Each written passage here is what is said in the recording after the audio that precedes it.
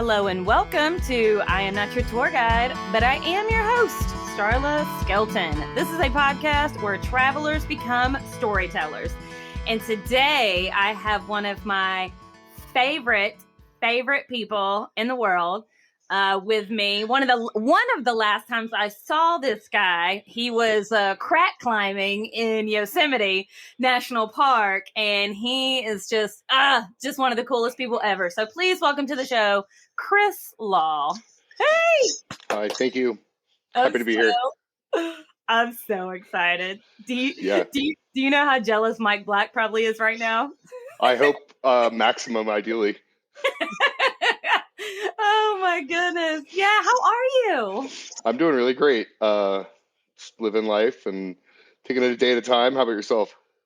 Yeah, I have a daughter that's about to graduate from high school, and that feels really weird because when I met you, she was like 4 or 5? Yeah. So, it's a different world now. It's a different kind of enjoyment, And so I'm doing a lot of reminiscing about traveling on this podcast to get me through this part of my life where I'm a bit more domesticated. But, as soon as she graduates, her and I, we got a couple trips planned coming up, starting in September. So yeah, I'm just, life is good. That's incredible. Yeah. And so, okay. So let me go into you. You are, whenever I met you, you were an avid rock climber. You are a traveler. You're an adventure enthusiast. You have experienced life inside and outside of the USA. So I haven't talked to you in forever. So let's just start with the basics. Where are you living right now? Because I saw snow on your Instagram post this morning. Yeah. I currently live in South Lake Tahoe, California. And for people who don't know, it's on the border of Nevada, California, where the turn in Nevada is. I guess California too. So yeah, I'm almost at 6,300 feet, and there's 10 feet of snow outside. It's currently snowing in May. Oh my God. What kind of car are you driving right now? Are you having to go up to get to your house, or that's just the elevation that where you're at? That's just the elevation where I am. I have a truck. I drive a Tacoma. It's you have to have 4-wheel drive, especially with the winter. This winter was feet of snow over days consistently. But yeah, it's pretty much flat. And then all of a sudden, if I were to go to a ski resort or something, all of a sudden you're thousands of feet up. And I think the highest peak around here is Friel Peak, just around 11,000 feet. So it's kind of cool because I can go, it's just endless mountain and river activities here. Do you have a lot of neighbors? There's some pockets of neighborhoods, and it's really funny because the guy next to me has been here his whole life, 70 something years old. He's the appliance repair guy.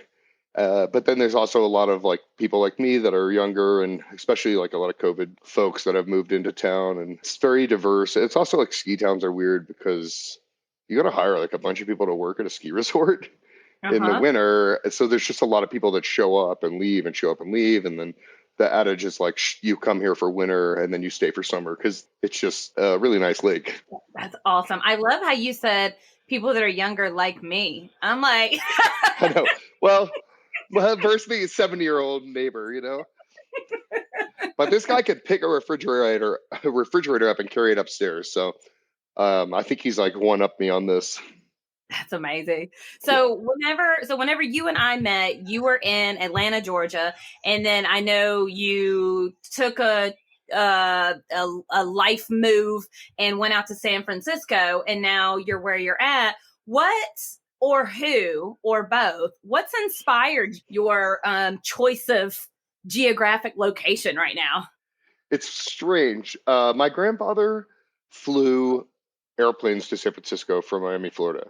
And so for some reason in my brain, I just always thought San Francisco was this really cool place. Then I started climbing, and all the greatest mountains on earth are in California.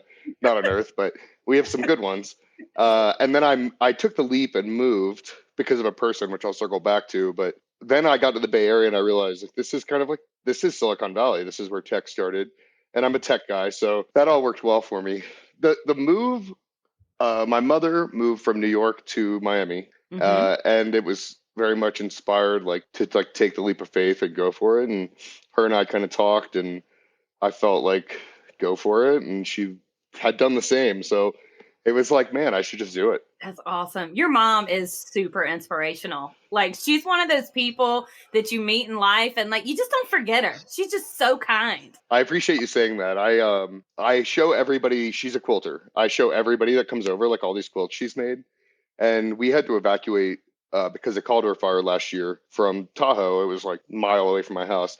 And I left, and it's like I grab all these things I think are important. I've got like this box of things I made growing, like things you think that are important. Then I leave, and I realize like all I wanted were those quilts, So now I know, like next time I evacuate, just grab my mom's quilts and my social security card.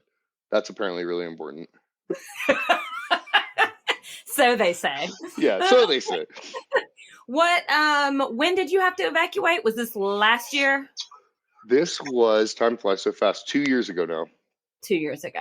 Okay. And then how long did you have to stay away from your home?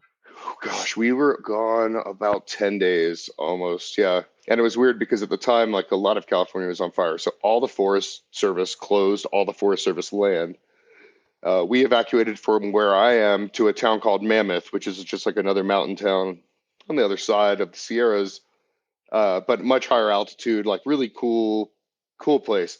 But then the forest was closed. So I evacuated with like my bike. I had all these plans of like hot springs and all these things. All of that closed, but they were very cool. Like we were camping at hot springs, and which was illegal because the forest was closed. And the Forest Service goons showed up and were like, "Hey, you can't be here." But we had like all these signs up, like South Lake Tahoe evacuees, and they were like, "No fires," and we were like, "We know, no fire. Like that's our one focus is don't burn anything down." And they let us stay, and it was great. We just kicked it by hot springs, and because the forest was closed, like nobody showed up to Mammoth. It was like the most pleasant evacuation experience you could have. Oh my goodness. And then, so speaking of your home, these, again, I follow you on social media and I see more black bears in your posts than I've ever seen in like the Smoky Mountains the million times that I've been. So are they just like living in your backyard? For lack of better words, yeah, we have the largest black bear population, and So you're living in their backyard. I'm in their backyard, exactly. Yeah. Like this mom, the neighborhood mother, came by this afternoon. She tried to open my truck door, and then she like runs across the street, and she has like I've seen quite a few bear cubs. These were like the smallest things I've ever seen, like less than 12 inches. Just these little bear cubs, and it's like kind of sad because it's like she's looking for food, but she wants in my truck in case there's food, but she'll figure it out. It's a unique, dynamic thing, but also just they are actually afraid of us, and I love them, so it's good. So you have been, I would say you've been the majority of the United States, right? More or less. Been around, yeah. Yeah. Do you think that in general that the United States is underrated in terms of like its natural beauty? It's there is a lot of it, and I think sometimes the allure of like overseas or other exotic things, it's easy, but then I think once you get into it, Utah, and some people just hate the desert, but it's just that kind of out of control how incredibly gorgeous sandstone is and can be, and how water shapes things. And then, I mean, gosh, even the Grand Canyon, for like nobody that's stood there, like it's pretty gosh darn big, and it's hard because I've also gone other places and they're just really beautiful things all around the world. So I don't know. I went to the Galapagos last year and No. blew me apart. It just blew me apart. It was really just so amazing, but also just so absolutely different from, I mean, even like where I am, like this is a beautiful lake and getting up high and looking at it's really nice. But then you compare that to these volcanic islands, it's so different. Yeah. Tell me if you can agree with this, but whenever my brother went to the Galapagos a couple years ago, or it's been a while now, but I meet back up with him afterwards and I'm like, dude, how was it? And he was like, I'm pissed. And I was like, what? He was like, yeah, I'm pissed. And I was like, why? He's like, because I've maxed out at the potential beauty that I can see while scuba diving. He was like, I should have scuba dived the whole world first and then like ended in the Galapagos. He was like, but now he's like, how does anything compare? I definitely agree. I didn't get to scuba, and so I'm kind of like, wow, I have to go back. like specifically for a scuba experience. But gosh, just like the first time I got in the water, this penguin, we were dancing together, and and it was like so small. I didn't know it was going to be so small and just the most agile thing on earth. So yeah, it's pretty incredible. That's so cool. You literally like swam, danced with a penguin? The penguins, the sea lions, like your bubbles. So if Uh-huh. you go down and you flip upside down and you blow bubbles up, they want to like spin in the bubbles, which I'm sure is such a richer experience scuba diving, but just even but also scary, right? Like a sea lion, they are so agile, and the penguins too. It's like, but the penguins are small, and the sea Yeah. lions are kind of big, and then they are just swooping around you and spinning, and they want you to spin, and being upside down is cool, and it's wild. Oh, I'm so excited for you. So I was thinking whenever I was like preparing for this podcast, one of my favorite memories that I've ever had was whenever some of my friends, Kelly and Graham, we took our little road trip and we came out to meet you in Yosemite and, had you as our tour guide. And I'll tell you what, I'll never forget whenever Kelly and I and Graham had already like set up our tent and camp and we were waiting on you and the sun had gone down and then we see some like headlights coming through the trees and we're like, oh, that's got to be Chris. And you kind of like take your time. And so I'm thinking, God, I hope that's Chris, because it's kind of been a minute. Like, is this him to come to hang, to see us? And then all of a sudden you came through, you like busted through the trees and you were like, dude, I just fell in that hole back there. Oh my God. I don't remember that part at all, but that sounds like me. Yeah, you were like, did you guys see that hole? Graham and Kelly had never met you. Like your first words out of your mouth were like, did you guys see that hole? I totally fell in I that hole love back that. there. And it was just so amazing. And so it was such an incredible experience, just Yosemite as a whole. So I want to know for you, what draws you to Yosemite National Park? Oh man, like so many things. I like the rock climbing. This is like rock climbing mecca, so that was kind of like the initial draw. The first time I drove into Yosemite Valley, and I kind of come around, you see this view, you're like looking down the valley. You're like Half Dome is just like present in the middle. You got like El Cap on the fucking left, and it's just I just started crying. I yelled. I was with my sister. It wasn't a climbing trip, and I like literally yelled. They thought that they were scared. My sister's like, "What's wrong?" And then I'm just like crying. I'm like, "Do you not see this thing?"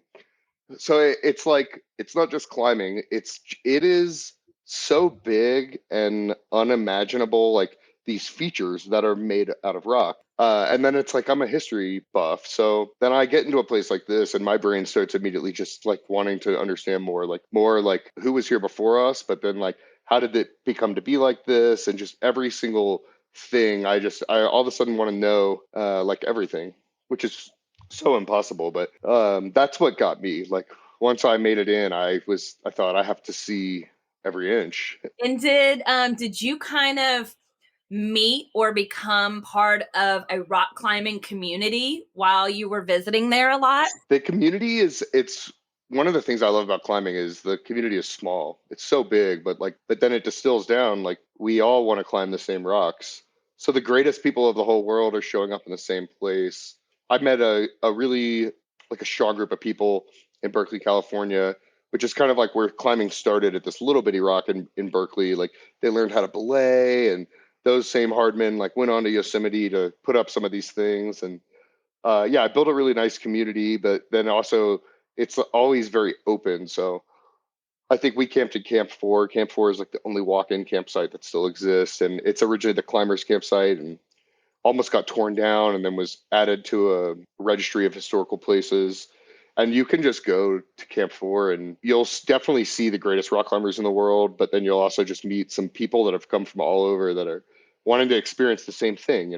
But then you Yeah. like turn your head and the most famous like boulder problem ever is right there, and somebody's doing it, and it's like, wow, that's like hard and then also inspiring. So it's yeah, I found a good community. In person, not just like hearsay, but in person while you were there, who, if you remember, who was like the greatest climber that you saw? Huh.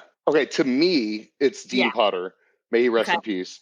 I think this dude's a total, absolute legend of the climbing community, and he lived in Yosemite. And I mean, if you were there, like you would run into him. But I also had experiences I think more people would know, like Alex Honnold, like just being at a crag and like Alex is there. I had a friend one time took a small fall, and he's like, he's bleeding, and Alex is like, "Hey, can I borrow that book?" And the funny thing is, like, the quote in the Yosemite guidebook is like, Alex Honnold, "Oh, I don't use guidebooks," because it's just like some fake quote. He's like, "Hey, do you guys mind if I borrow your book really quick?" And did he pass by falling? So Alex Honnold climbed El Capitan. It's like this movie, free solo. It's very popular.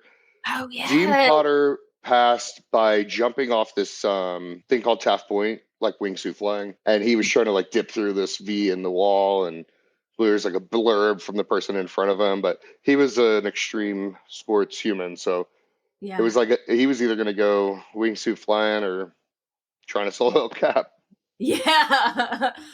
What do you feel is the most dodgy experience you had in Yosemite? Like, was there a time that you were like, oh shit, this is not going to turn out well? Okay, well, you may or may not know this. I climbed this big climb one time called Royal Arches. It's like 1,600 feet, and at the end of the climb, you kind of have to make a decision to like make 16 rappels because a rappel's about 100 feet, or to walk down through this gully that's quite treacherous. And my friends and I just like we were like, let's walk down. And one Yeah. of them actually like fell. He slipped on the way down and turned in. I was like ended up being a first responder. So that's like easily the most dodgy thing ever. My friend is alive. It was a very long night. Personally, dodgy things like nothing, nothing where I ended up hurt Okay. or harmed in any way, but you just feel those feelings sometimes in climbing, and sometimes, especially in Yosemite, the easier climbs are the most dangerous. So, like Half Dome, for instance, there's a very easy climb that if you're facing Half Dome goes up the right hand side. There are just times where you're climbing 100 feet and you don't put anything. There's nothing to protect you, Mm-hmm. and so it's easy, but you're like, oh, your brain is you get in the zone, like the zone happens very quickly. And I mean that's actually the best part of climbing, those feelings when you're just like so dialed and you just feel the rock that way and those types of things. I'm just like sitting here staring, just thinking, like, oh my God. I mean, I'm not a good rock climber as you have experienced. Where did you take us that one time that we were crack climbing in Yosemite? I would feel like that was probably this thing called the Swan Slab. Oh, it was Okay. definitely a Swan Slab, and I just love yelling rock climbing while rock climbing. I mean, there's nothing better in life. But it's like it was either that or another rock called Manure Pile Buttress, which is fun. Okay. It's manure pile because they used to dump all the like horse poop there. Yeah. And the thing that I loved about going with you is that even though, I mean, literally at the very most, this was like 100 feet, right? Anywhere between 80 and 100 feet high. And you were just rooting us on like we were climbing El Capitan. You know what I'm saying? You were like, yeah, you got this. Yeah. And you were like yelling at us like, oh, put your left foot just a little higher, just a little higher. And you were so enthusiastic. And in my head, I'm thinking, God, this is like nothing for him. This is just like, but you were so encouraging with us and patient with us. Do you find that just natural for you because you love the sport, or were you just like messing around with us trying to make us feel good? No, I like it's not it's like I like to make people feel good about things they've not done. And Yeah. it's just I remember now actually we were going up a climb called After Six, and it was on manure pile. But it's like now I think about After Six. I mean, that's the slipperiest rock. That climb has been climbed so much. The rock is like it's actually really slippery, and so I probably sandbagged you guys in a way, like putting you on something. It's easy, but then it's actually like it's incredibly difficult too. So I don't know. I just you see that look in somebody's face when they accomplish that thing, and it's easy in rock climbing, right? Like to for people who don't to like give that. It's almost a gift, I think. So whenever you get in the zone, when you get on the wall and you get in the zone, um, is that your favorite part? Is it the climb itself? Is it when you get to the top? Like, what's the part where you're just like, man, like this is it. This is what I love to do. There's like an explosion that happens when you get through the thing you didn't think you would. And that's so good. But then, like, if that one thing is part two of, 6 to get to the top of something, the top is really good. But then getting down is, I feel like I love like the celebration beers, the safety back on earth experience. Nothing can happen except we wreck this car, which statistically is more realistic. So, but it's just, I don't know. But I mean, I've had so many feelings of like being in the middle of a wall, stuck, no up, no down. I'm waiting, like I'm belaying somebody, and I'm waiting on them to go up, and I'm looking like hundreds of feet down, thinking, ugh, we're here. Like we're not going anywhere. Like he's got to finish this, she's got to finish that.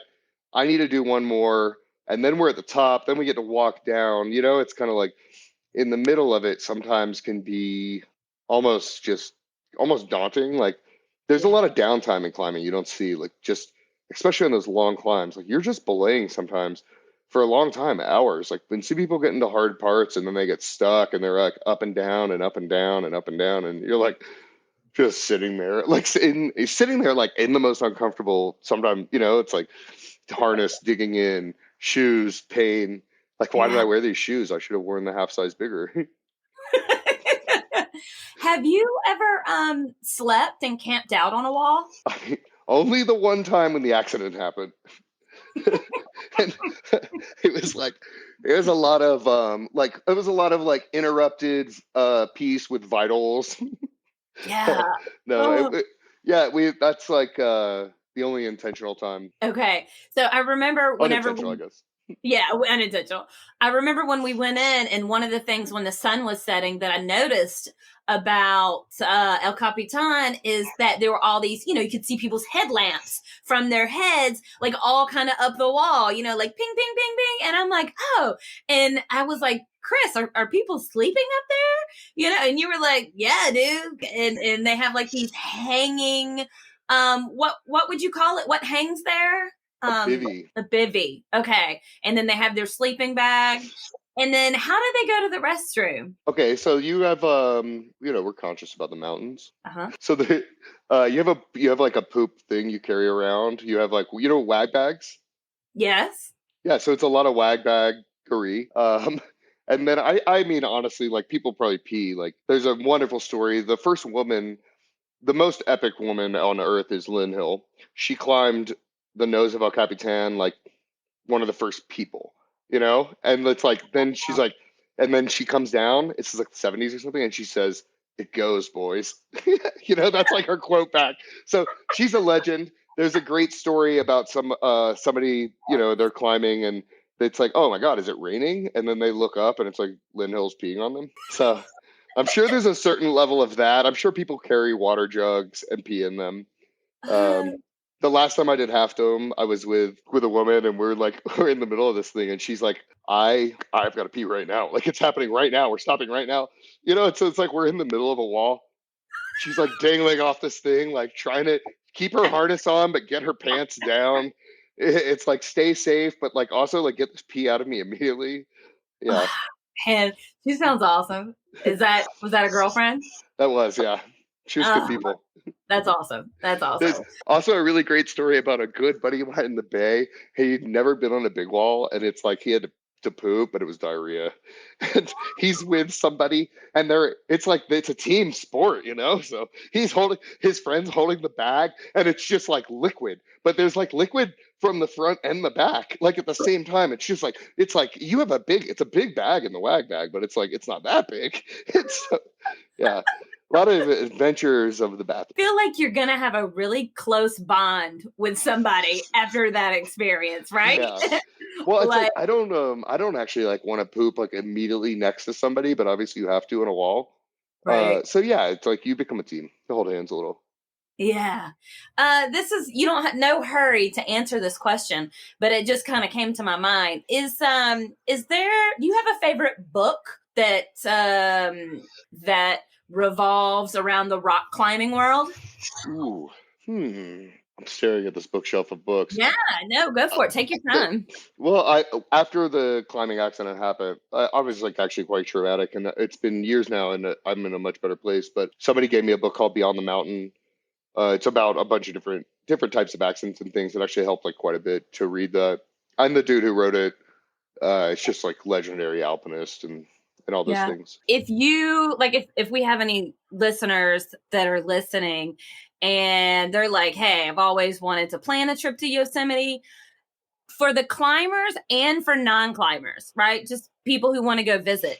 Do you have any specific advice for people who are planning a trip out there? Yeah, I mean, okay, for my one thing, like everybody on Earth should have to do. Yosemite Valley there's two parts of Yosemite. I think that's a really good thing to know. There's like the valley, Mm-hmm. and then there's like this high country that's it's like really, really open space. And so I think most people think of Yosemite and they think like Yosemite Valley. But then there's like this high country with glaciers and things like that. So it kind of depends on where you're going. Most people go to the valley. So the have to do thing for any human is when you come in, it's a one-way road. And the first thing you do is pass a bridge called the Pohono Bridge. Mm-hmm. And immediately after it is a water source on the right hand side called Fern Springs. Fern Springs has been there since the beginning of time, and it's filtering water that's flowing from the rim of the valley down through natural rocks and things like that. And then it like bubbles up out of the ground, and it's a sacred water source for the people that live there. It's a project that some climbers took on to try to like restore.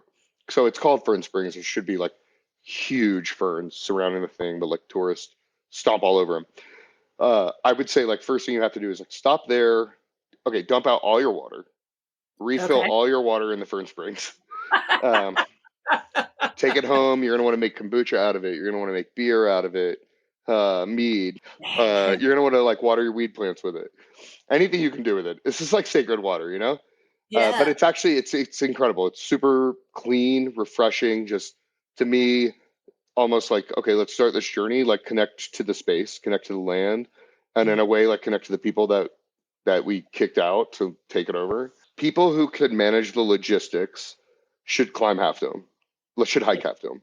Yeah. It's work to get permits for it, and then it's like actually just what an incredible amount of work to get up there and down. But you'll be rewarded tenfold over. It's you're really high up there. You're seeing like this whole magical place from the highest spot.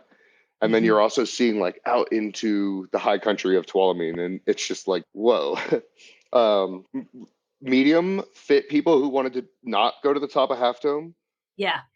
they should hike like the waterfalls. There's so many waterfalls to see. And I don't know if you've looked, like Yosemite flooded this weekend. No way. They kicked everybody out. Like the snowpack is so high. The waterfall, like Yosemite Falls, which if my mind serves me correct, it's the tallest waterfall in the United States. It was so big, it was just like overflowed over the entire bridge, over the entire road. Yeah, the waterfalls are just, it's incredible. I say this all the time, and it's like water's life. And then, funny enough, like the Fern Springs has a sign in front of it. It's like water's life. The people who lived here thought this thing too. Um, Less fit, I would say, like you can walk straight down below Half Dome. Okay. It's a flat path, probably paved, if my mind serves me. You're just walking amongst these boulders that are like they're like house-sized boulders. And the cool thing is, like, you got to remember, like these boulders, they came from the top.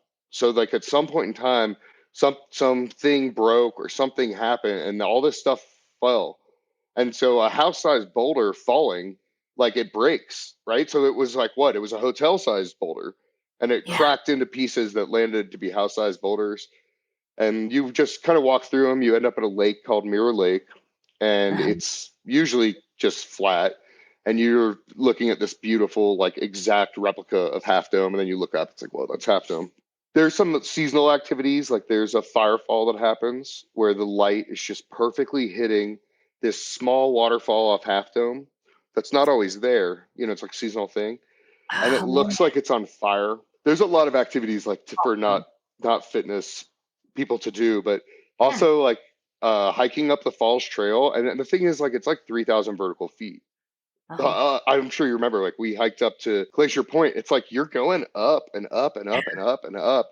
And it almost just feels like it doesn't stop. But then when you get there, you're like, whoa, you're like looking down into the carved out thing. Yeah. Do you remember the thunderstorm that we got caught in on the way Dude, down? one thing I remember is like that. We watched lightning strike what's called Liberty Dome, Liberty Cap, I think. And Uh-huh. this old woman in front of me, I was swear to God, she died, you know? But the thing is, like, I'd never felt electricity like that. I mean, we watched it happen, but I mean, I felt it. And we were at the top of Vernal Falls still. We had so far to go. Do you remember I was like, arrogant Chris, like, I don't need a rain fly. We get back in my sleeping bag. It's my tent's full of water. I'm like, oh God. I did that to all of us. Did I do that to all of you? You guys, they don't need rain flies. It's not the rainy season. And yet we're like dodging lightning all the way down from this. Like, That do happens you so fast. man, there was all these switchbacks, and I just remember us like booking it and then like seeing lightning hit, like, and I was like, oh my God, like we may make it, we may not, Yeah. we'll see. But it was God, what a just a beautiful, peaceful, even with the storm. Yeah, I just can't even describe the feeling you get. Like you said, just even going into Yosemite, you almost feel like you're just driving into another world, right? Like when would you recommend to go? Whew, it depends on what you want to do. Because I mean, I think like highly recommend people get to the top of Half Dome. Like if nobody's looked, like you got to climb these cables, and it's like there's boards of wood every few feet. So actually, what you're doing is like skipping board of wood to board of wood to board of wood, but you're in line. But then it's so good. So that's obviously not going to happen unless it's like open. Mm-hmm. Winter is so chill. I snuck up behind the camp 4 one time and was like illegally camping in the rocks, just on the ground, and wake up and it's like a foot of snow around me. And one of the best days I've had, very chill, less people, but oh man, like God bless my sister. My sister and I hiked up that same waterfall that we hiked up, but it was closed. And we were like, we're gonna be fine. Like, so we run around the sign because it's a national park. That's exactly what you can and should do. Mm-hmm. And we end up on these. Do you remember the stair switchbacks right below Vernal Falls? And then you go Yeah. under this big rock. That was Mm-hmm. all like solid ice. Like we're Bambiing across it. We're like, laying out flat because you don't want to slip off the side. Like the side, for people who don't know, it's like the side is like you're on these stairs. The side goes straight down into the river that's freaking going crazy because of the waterfall. And we got to the top, and I have some just amazing pictures. I actually, like, my phone was just the other day, like, showing me these pictures. I'm like, oh my God, my sister and I were so young. And she's like pseudo napping underneath this rock that's like suspended in the air. There's like snow everywhere. So I love it in winter. October, greatest month on earth. That's when I was born. Scorpio life, baby. But October's really good too. Okay, so two things. One, shout out to your sister. She is one of my favorite human beings ever. I need to get her on this podcast so we can reminisce about the days where her and I went on a hike and she lost both her big toenails. Yeah, I actually want to hear the story of her falling on the bicycle because it's really important to me. I love her so much. She's just love her. And then number two, it just hit me when you were talking. I don't know why, but I remember I was so shocked at just how much you loathed the park rangers. Don't get me on it. It's good. It's so deeper than that now. I've had years of just aggression to grow. No, it's like, I don't know if we should unpack that or not. It's weird. The park rangers, it's a weird dynamic. Don't smoke weed in Yosemite. Okay. Do it. Actually do it. I mean, let's be ourselves. Don't do it in the parking lot of Curry Village. Highly recommend that. Got a ticket for that. How much was your ticket? Not like $400 or something. And maybe it's more now. 400? They gun thug people though. That's like they're gun thugs. That's what I call them. I've been pulled over. Okay, this is the best tip for everyone. Their speed limit's so important for two reasons. One, speeding kills bears. Bear. Yeah, when you see the sign that says speeding kills bears, that's a dead bear. Like a bear died right there. And that sucks. Look, I just want to point out, Yes! I got this dude on my arm. I love that. Speeding kills bears. Okay, Yeah, go ahead. But they're gun thugging, so the speed limit changes quickly and they pull people over. And I got pulled over once in front of Yosemite Falls, and the cop was basically like, "Hey, your taillight's out. Are you boys smoking marijuana?" And it was like, "Huh?" And then we got back to the camp 4, and like the taillight wasn't out. They're just really gunning for people. Don't go base jumping in Yosemite unless you're a base jumper, and then go base jump in Yosemite. But they arrest people. It's bad. I wonder how much the fine is if you get caught base jumping. Okay, so glad you asked. They take your parachute, which is very expensive. Oh, You can't go to jail, so you go to the brig actually, and you don't see a judge, you see a magistrate. So the pro tip for everybody, and we can say it together, is like, I do not accept the authority of the magistrate, because if you okay. don't accept the authority of the magistrate, then they have to send your case to Fresno, and you'll see an actual judge in an actual court. So that doesn't really help when you jump off of something and they take your $5,000 parachute and they charge you money or whatever. But Man, that's yeah, great advice. no, it is. Yeah. But I don't know. I'm not a lawyer, so a lawyer might say different. But I've always been told, like, don't accept the authority of the magistrate. You're saving lives, Chris. Dude, One, I hope. I just, one podcast yeah, at a time. yeah, I hope so. Okay, so tell me this to wrap up our world of Yosemite. Is it a place that anybody can go to or should visit, or what do you think? Has to. Yeah, absolutely. Yeah. Everybody on earth, when I meet people that grew up in this giant state of California and they're like, I've never been to Yosemite, I'm like overwhelmingly disappointed because, I took my parents there. It's like, just like I said, like I cried when I looked at the view, just standing at the base of El Capitan, and it's 3,000 feet tall. Like, that's 3,000 feet. I mean, actually, in places you stand, and the reason people jump off it, like you're standing and looking up, and the rock is coming arching over you, and just it's changing as we speak. Like rocks are falling off this thing all the time. It's like rocks exfoliate and rivers flood and they change the path. And there's very rich history there, albeit sometimes quite negative, with like indigenous people and how we treated them. And John Muir, like what a legend, but like also kind of a totally completely racist dude, like fundamental to Yosemite, like built most of the buildings that were there. So it's kind of cool. It's kind of like hurts a little and then it's amazing at the same time. Didn't Mir like get Roosevelt into hiking and camping and into the woods to where he wanted to make all these national parks or So they declare them? were, yeah, they were like, it's cool. Okay, Yosemite became protected under Lincoln. That's just Okay. like mind-blowingly so long ago, right? Oh, But it wasn't a park. It was Yosemite Valley and this thing called the Mariposa Grove, which it's like trees that, trees. One of the trees has a branch the size of an airplane. Like the branch is the size of a 737. So think about how big the trunk of the tree is. are So you that's what serious? Lincoln protected. Yeah. And then, so Roosevelt and Muir were actually in Wawona, which is on the other side of Yosemite, even separate from the high country of like Tuolumne Meadows. That's where the giant trees are.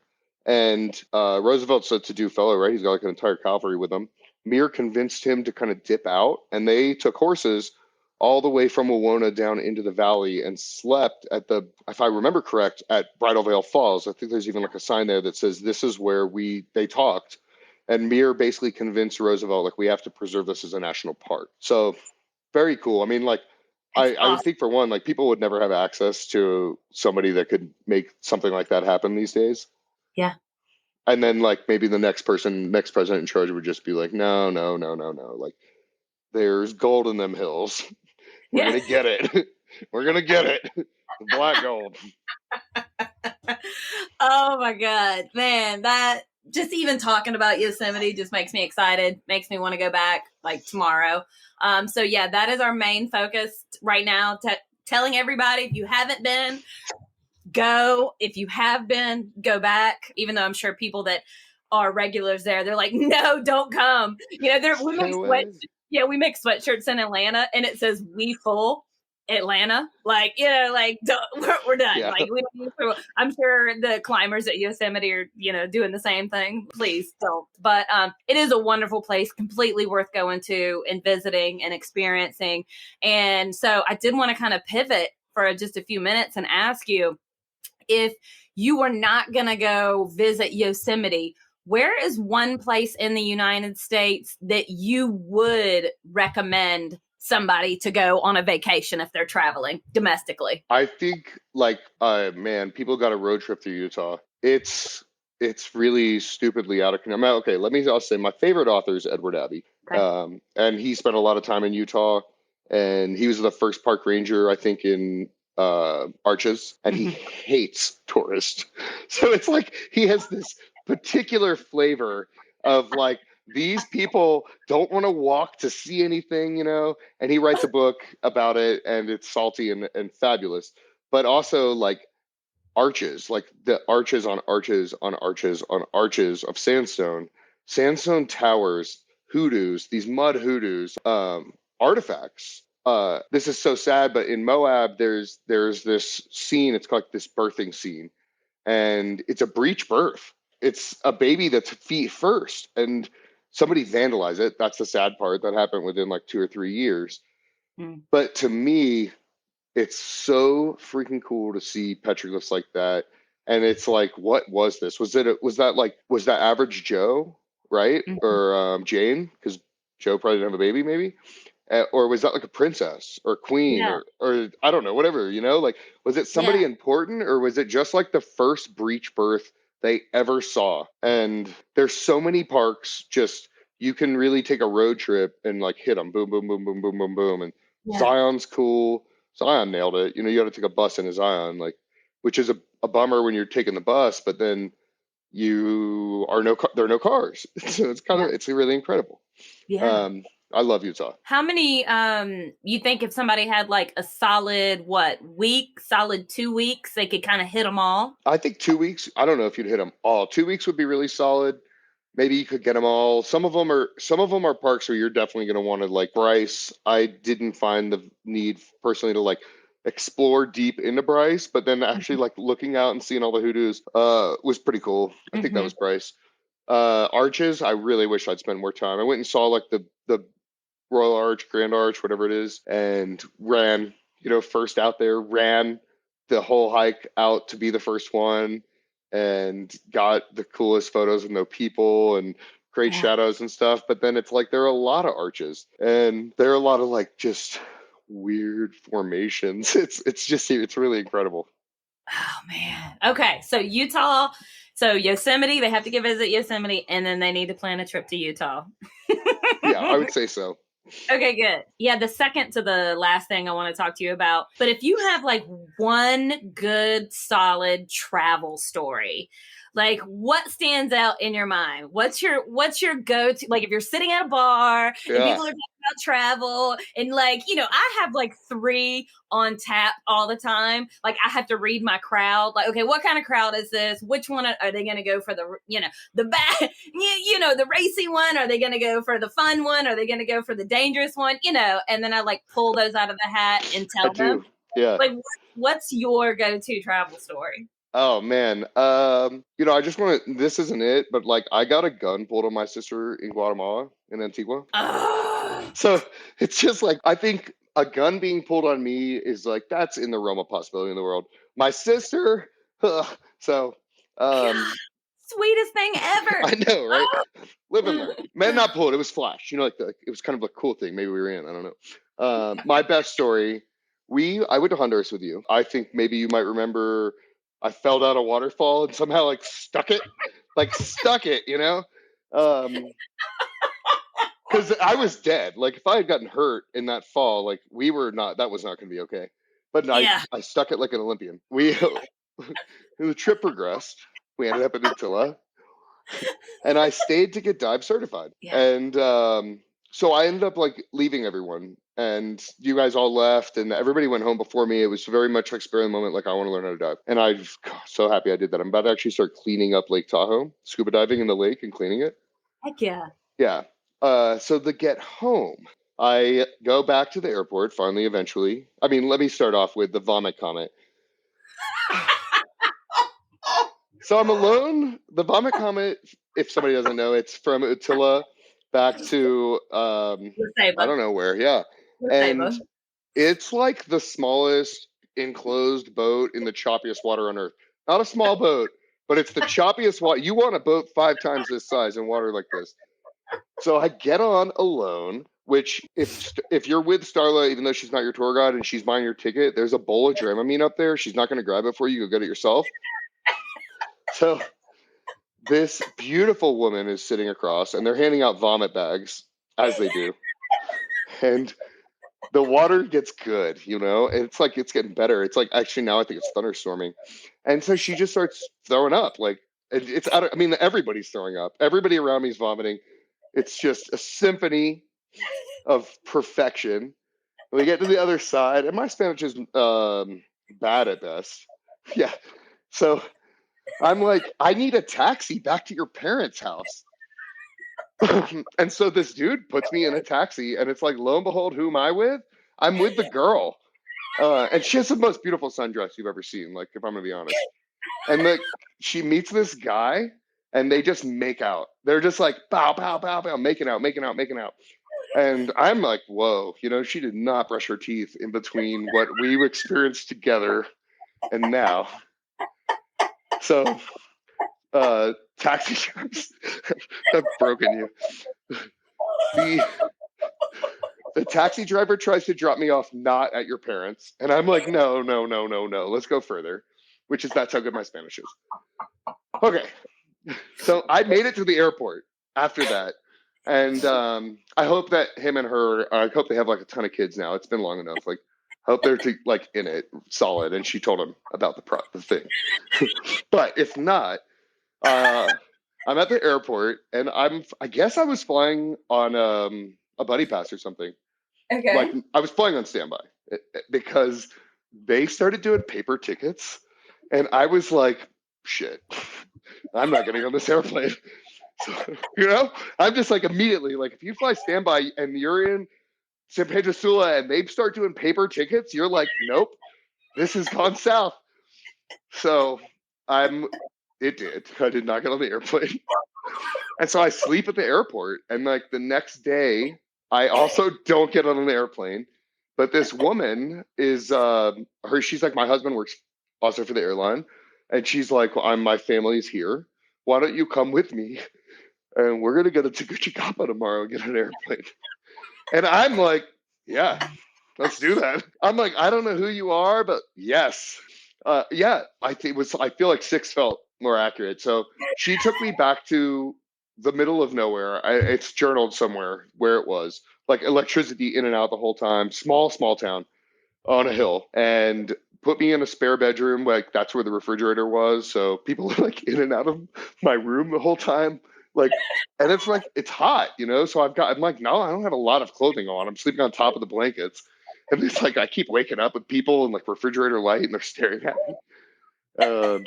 But then I woke up, and we drove across like that mountain range all morning long to the greatest sunrise of my whole entire life. And they were the kindest people on earth. Like they put me in shotgun, and her brother drove us like basically across the country to a different airport so we could, because she was flying standby too, so we could like get on this airplane. And I don't know. It's like to me, travel is the people. I love the places. I love the experiences, but God, the people you meet, and you just take that. It's so good. So and Tegucigalpa is a crazy airport. Like I watched airplanes slam into the runway all day. It's a very short runway. You have to take off and like cut through the mountains. It's sketchy. Very it's dangerous. Actually every year. It's like in the top 5 most dangerous airports in the world to, take off and land. It was amazing. And I slept on an airport one night, slept in a bed the other, made it home. I wrote the most thoughtful thank you letter to her on earth. And I was just like so good. Like it was just like part of me was like, is this my family now? Did I just move here? Are we in love? But it was wild, and it was that uncertainty that's so good in life, but also like in travel.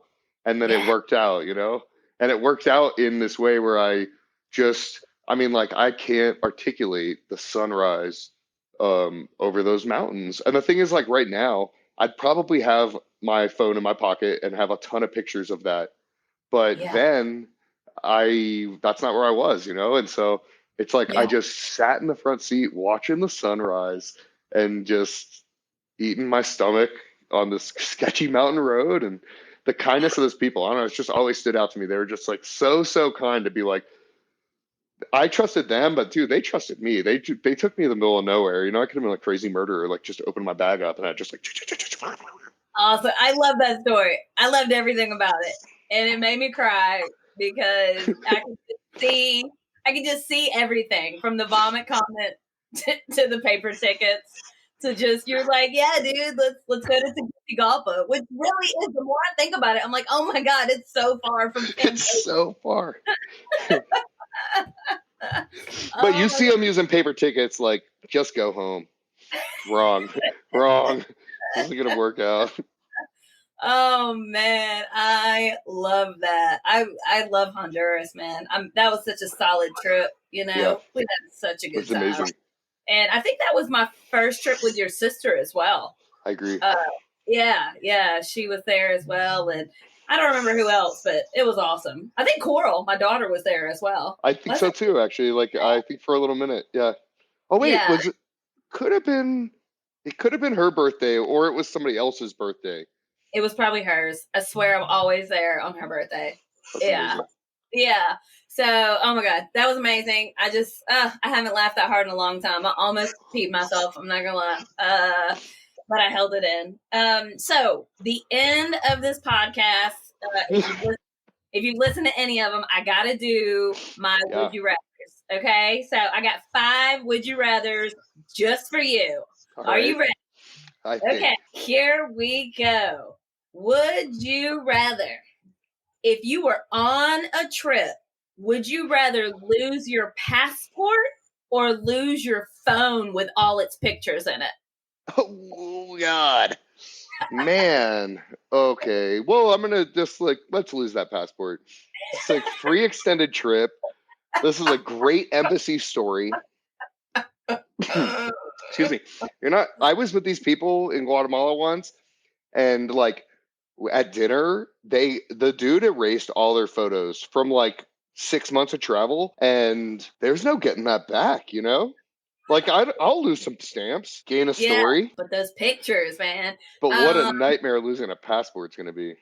I guess if you have iCloud or whatever and your pictures get uploaded, then maybe your phone. But I've lost my passport like 3 different times. And the last time I lost it, when I went to the embassy, and it's like, I was a regular there. I'm like, hey.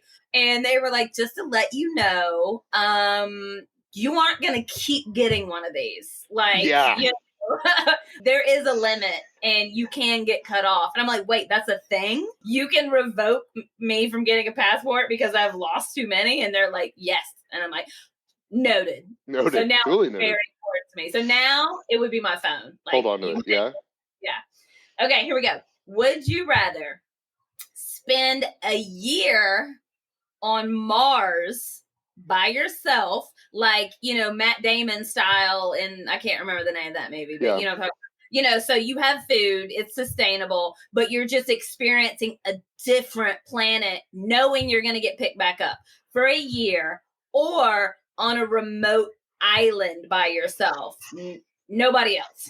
So just like either I'm going to do like 1 year of COVID again or 1 year of COVID again. No. Okay. Gosh.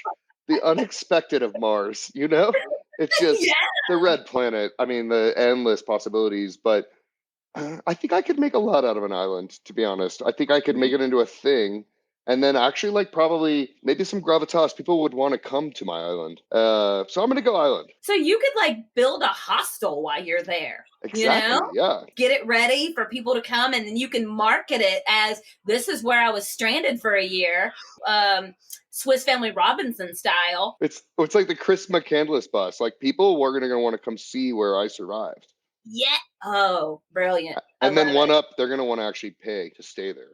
Man, that actually sounds pretty phenomenal. Okay, so remote island is my answer as well. Okay, would you rather be a pilot by trade and fly planes around all the time, or captain of a ship? Oh, gosh. This is crazy. I'm infatuated with, my father trains pilots. I'm infatuated with I'm just infatuated with it. I'm sometimes like, I should be a pilot. Yeah. I am equally as infatuated with sailing a boat. Not piloting a ship, but sailing a boat, right? What an experience that would be.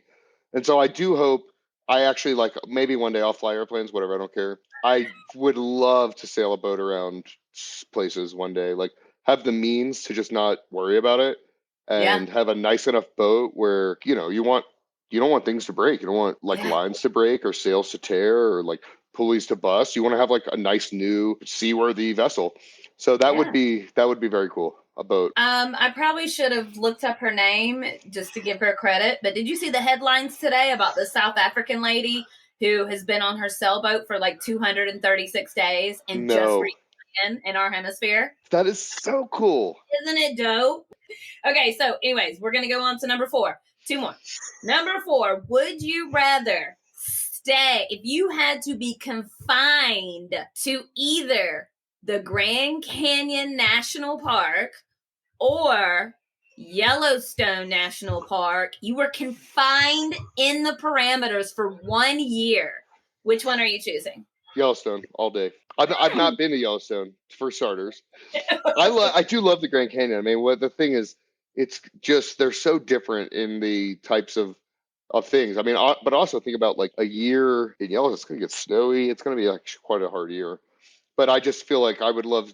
I have a problem, and this is actually I realized this about myself at some point, and this is part of the problem with Yosemite for me is like I can't just experience the surface of something.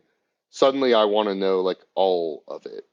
Like what happens when the river floods Yeah. and all these things. So Yellowstone to me, it's like going on it for a week or something like that. It's just going to be such a tease in a way. And so then a year is like that's what I would need. And this is also what happened to me with Yosemite. Like I went and I got like this itch, and then I was like, I need to know what it's like to jump off of every single bridge into the river. You know, Yeah. and Yeah. it's not enough to like know it. And also I think part of why I was like, oh, let me go back to Antigua and like spend all this time in Guatemala because need to know deeper these things. Yeah. Hey, you could if you were stuck in Yellowstone for a year, you could become a park ranger. Hopefully, but not a gun thug park ranger. I want to be interpretive. I want to tell people, hey, like don't put that bison in your car. Like it's really not good. Okay, last question. I had it written down. Okay.